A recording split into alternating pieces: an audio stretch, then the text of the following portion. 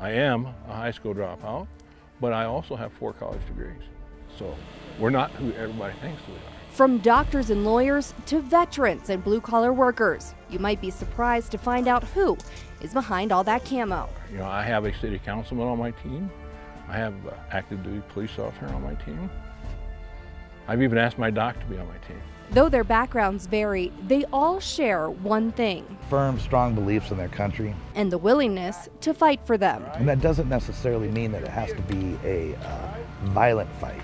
Everybody thinks we're backwoods rednecks running around acting like Rambo, and that's not the case. Most of us out here that have this kind of gear, wore this gear before, to serve our country and protect our country. So yeah, we're very misunderstood. Perhaps the biggest misunderstanding, who they say they are trying to protect. It's really in support of the other 97% who don't realize that they actually need guys like us.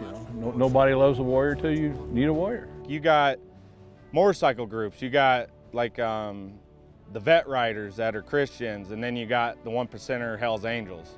It's the same thing in patriot groups. I'd consider us the Christian motorcycle group. This organization focuses on teaching people to become less dependent on the government and more self-sufficient. I mean, just a couple weeks ago in Colorado, we had a beekeeping class. We have everything from extreme couponing classes to canning.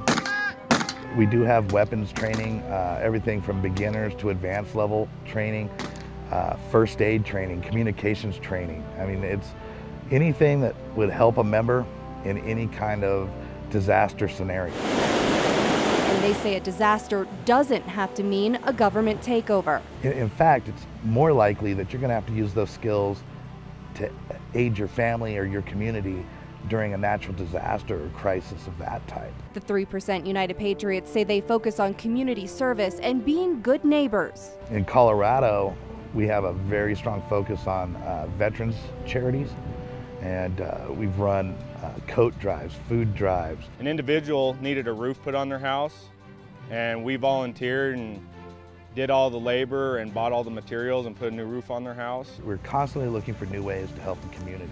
Okay guys, fall in. But they also train and aren't afraid to put their lives on the line, whether it's to help secure our borders or for causes they may not call their own. Right after the Orlando nightclub shooting, the 3% United Patriots provided security for Denver's Pride Fest for free. I love you and I salute you. We did it so that members of our community, citizens, could enjoy their rights, their right to go out and have celebrate what they want to celebrate.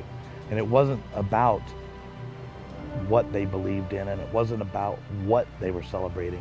It was about their right to do so. Because liberty for all is not just the ending of a pledge, it's a way of life for these individuals, and they'll do whatever is necessary to protect it. My son has been dwarfed. I've held him crying. 27? How do you do that? How do you do that? It's hard, really hard. Probably would do that. So, I do not want that to happen again. I do not want my daughter involved in that. I don't want my youngest son, my grandchildren. I want them to have the life I had, how I grew up. They don't have that. They're not safe anywhere. So, if not me, who? So me. I've had a good life.